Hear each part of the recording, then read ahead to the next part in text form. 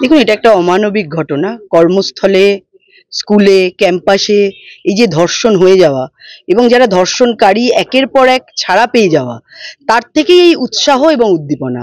এবং তার থেকেই একের পর আমরা দেখতে পাচ্ছি যে ডাক্তার, পড়ুয়ারা তারা পর্যন্ত এই ধর্ষণের শিকার হচ্ছে, বারবার মৃত্যু মুখে যাচ্ছে। আমরা অভয়ার থেকে সেই উদাহরণ পেয়ে থাকি।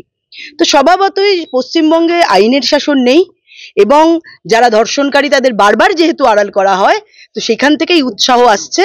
তো মায়েরা, বোনেদের আমরা আগ্রহ করব এখন থেকে এই বিষয়ে প্রত্যেকে আন্দোলন করা, নিজেদের জনমত তৈরি করা এবং যে বাংলার মেয়েকে চায় বলে যারা প্রচার করেছিল, সেই বাংলার মেয়েরা যে প্রতি ক্ষেত্রে, প্রতি জায়গায় ধর্ষিতা এবং খুন হয়ে যাচ্ছে, সেটা তার উৎকৃষ্ট প্রমাণ। আপনি মহিলা মোর্চার সভানেত্রী রাজ্যের, সেই ক্ষেত্রে দুর্গাপুরে কি যাবেন মহিলা মানে?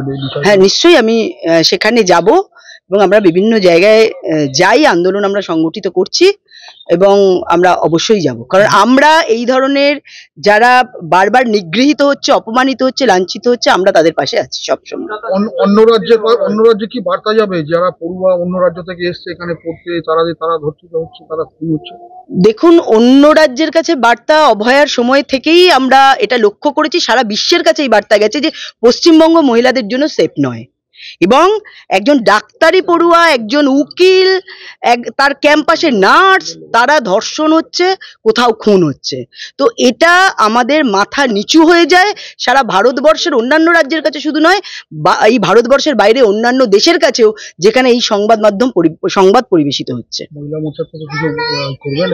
দেখুন, এইটা একটাই এটার বিষয়, এটা হচ্ছে এই সরকার পরিবর্তন। কারণ এই সরকার, যারা এরম রেপ হচ্ছে প্রত্যেক জায়গায়, এই যে একটু আগে আমি শুনছিলাম যে কলকাতা সব থেকে সেফেস্ট সিটি, কি করে হয়? কারণ এখানে কোন রকম এই যে বিভিন্ন ধরনের যে অভিযোগ, সেই অভিযোগই থানায় নেওয়া হয় না। তো অভিযোগের ভিত্তিতেই তো এটা হয় যে কোনটা সেফ আর কোনটা আনসেফ। তো আমরা কার্যক্ষেত্রে প্রত্যক্ষভাবে দেখতে পাচ্ছি প্রত্যেকদিন কমসে কম 5 জন করে মহিলা, যেটা রেকর্ড হচ্ছে, তারা ধর্ষণ হচ্ছে। তারপরেও আমরা বলছি সেফেস্ট সিটি। তার মানে এখানে যারা ধর্ষিত হচ্ছে, যারা এই ধরনের ঘটনা ঘটছে, তাদের কোনো অভিযোগ লিপিবদ্ধই করা হয় না, যার জন্য এত ঘটনার পরেও গলা উঁচু করে আমাদের সরকার বলে যে কলকাতা সেফেস্ট সিটি। এটা খুব লজ্জাজনক এবং মর্মান্তিক। সিসিটিভি তো অপরাধীদের জন্য নয়, খুনিদের জন্য নয়, সিসিটিভি যারা আন্দোলন করবে তাদের জন্য। আমরা কদিন আগে হাওড়া ব্রিজে খগেন মুর্মুকে নিয়ে আন্দোলন করতে গেছিলাম, সেখানে আপনাদের সংবাদ মাধ্যমের মাধ্যমে দেখেছেন যে পরিমাণ পুলিশ ছিল আমাদের আটকাবার জন্য। যদি খগেন মুর্মুর ওপর যে ধরনের আঘাত হয়েছে, ওখানে আমাদের যারা তার দেহরক্ষী ছিল, তারা, অর্থাৎ সিআরপিএফ যেভাবে নিগৃহীত হয়েছে, যদি সত্যিকারের পুলিশ আটকাতো সেখানে, তাহলে খগেন মুর্মুর এই ঘটনা ঘটতো না।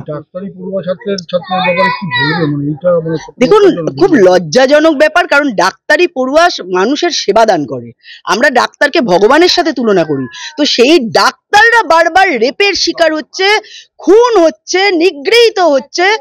এটা, এই লজ্জা রাখার মতো জায়গা নেই। আমি জানি না একজন মহিলা মুখ্যমন্ত্রী, তিনি পুলিশ মন্ত্রী, তিনি স্বাস্থ্যমন্ত্রী, তিনি বাংলার মেয়ে, তার কেন লজ্জা লাগে না, তিনি কেন এই ব্যাপারে একটাও মুখ খোলেন না, সেটা আমার জানা নেই। তবে আগামী দিন আমরা মুখ খুলবো এবং এই সরকারের পরিবর্তন, এই মায়েরা, এই বোনেরা, এই ডাক্তার বোনেরা, নার্স বোনেরা, উকিল পড়ুয়ারা যারা নিগৃহীত হয়েছে, তাদের পরিবার, আমরা সব সারা পশ্চিমবঙ্গ মিলেই আমরা এর পরিবর্তন ঘটাবো। আপনার বাড়ি বা অফিস সাজানোর জন্য চাই এক অসাধারণ টাইলস কালেকশন? তাহলে আসুন tiles heaven, your tile destination. আমরা নিয়ে এসেছি হিন্দওয়ার ইটালিয়ান কালেকশন, উন্নত মানের বড় স্ল্যাব টাইলস, আধুনিক কিচেন টপস, আকর্ষণীয় স্যানিটারি ওয়্যার। এছাড়াও রয়েছে স্টাইলিশ ওয়াশ বেসিন, উচ্চমানের মার্বেল, টেকসই গ্রানাইট। আমাদের শোরুম অবস্থিত চান্দোয়া, কাঁচরাপাড়া, কল্যাণী এক্সপ্রেসওয়ে। এখানে গুণমানের সাথে মেলে সাশ্রয়ী দাম। তাহলে দেরি কেন? আজই চলে আসুন টাইলস হেভেনে।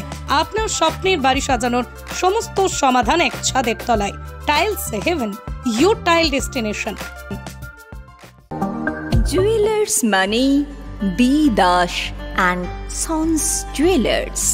নতুন রূপে, নতুন সাজে কাঁচরাপাড়ায় এক্সক্লুসিভ অলংকার ডিজাইন ও ভরপুর কালেকশনের সম্ভার নিয়ে B Das and sons jewellers.